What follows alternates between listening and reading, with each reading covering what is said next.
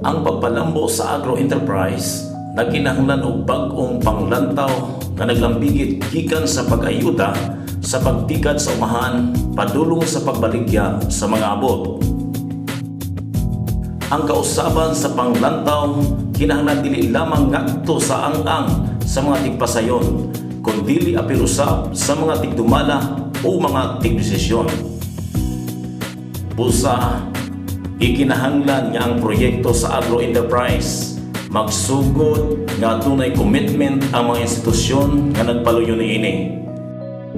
Sa kasamtangan, ang mga mag-uuma nagsagubang sa tumang kapit-os sa panalapi, infrastruktura, teknolohiya o panaghupong gikan sa pagpamaligya isip ultimo nga mag-uuma ngadto sa pagplano o paglihok isip hiniusa nga commercial business entity. Aron magmadaogon ang mga mag-uuma taliwala sa mga kapit-os nga ilang natagamdaman, kinahanglanon nila ang suporta sa mga nagkadaiyang institusyon.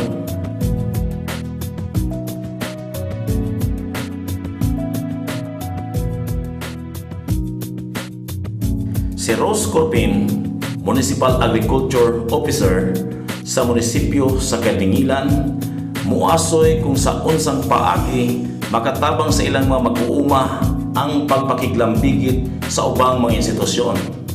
So kauban sa atong mga mag-uuma, naghisgot mi sa mga problema kadtong naasoy na kusmiagi nga diin dunay problema nga nakababag sa ilang produksyon o kaluy-an usab nga ang maong nga paghisgot sa mga problema among napaabot gyud sa nahitungdang mga ahensya o mga non-government units nga diin nakatabang sa dila.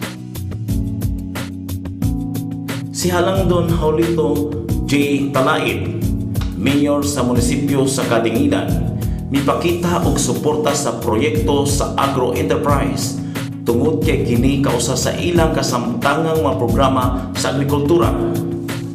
Gusto namo na matagaan og suporta ang rice production, kakao, kape. Then akong gidawat kung nakita na ko mga effective programa sa DISA, CRS tungod kay dako kay kinig mahatag og kaayuhan sa among mga kaigsunan labi na sa rice production, marketing o sa urban pa. O gani, nagsugod na kung na mga project na na-implement. Nalipay kami nga na, ako kayo, nalipay ang mga katawan. Labi na sa barangay, Bagumbay, Balaoro, Pinamangguhan, o din sa Salvasyon. Pwede na nga tayo project dito. O nagsugod na po ang ilahang kakao karon, ilahang nursery sa kakao. O gani, bago lang minahaman sa meeting, SWG, Site Working Group. Di makita na mo ang mga problema. Makita na mo dito ang mga solusyon. Makita kami mga pamaagi na unsaon na mo mapadali, mapatabangan ng mga programa. Na maangkon o malusab yun sa atong mga kabaranggayan dito sa ilang tagsatag sa mga tukang. Para mas mapakusgan ang pagtimbayayungay o pagpalungtad sa support group para sa cluster sa mga gagmayng mag-uuma, adunay mugnaon nga site working group nga paggalangkuban sa mga representante gikan sa lokal nga pangagamhanan, NGOs, microfinance institutions, kooperatiba o lokal nga tulunghaan. Si Emmanuel Operalis, punong barangay sa Balauro, Kadingilan, muasoy sa kahimtang sa usa ka ordinaryo nga mag-uuma ug sa unsang paagi makatabang ang proyekto sa agro-enterprise sa mga gagmayng mag-uuma. Na sinati man ako tungod kay sa matag pagwad na ko'y kakawan maayo ang production sa kakao. So muto nga naningkamot ko nga unta ang among katawhan masuportaan pinagi sa production sa kakao. Tungod kay sa una man galing nga panahon niya walay buyer, wala kulang ang mga panginahanglan, walay nagpaluyo. So naglahutay man yun ang mga farmer nga naglahutay. So pagka pati na ko sa programa nga ani ang ayuda gikan sa CRS Labaw na sumutong nagpakandak na yun ni og training. So mga yung suporta sa LGU, gati na pangay niya CRS.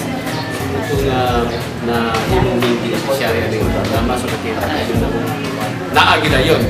So tinitriya sa uban dito nga project nga dugay pa ang kon sa series naa na yun. Panalagsalama nga ang tanan gikinahanglang tabang aron mapalambo ang kahanas sa mga mag-uuma kay makita sa usalang kaorganisasyon. Busa, kinahanglan nga magmugna ang pagtinambayayungay aron sa pagdasig sa paghatag ug hiniusang suporta sa mga mag-uuma.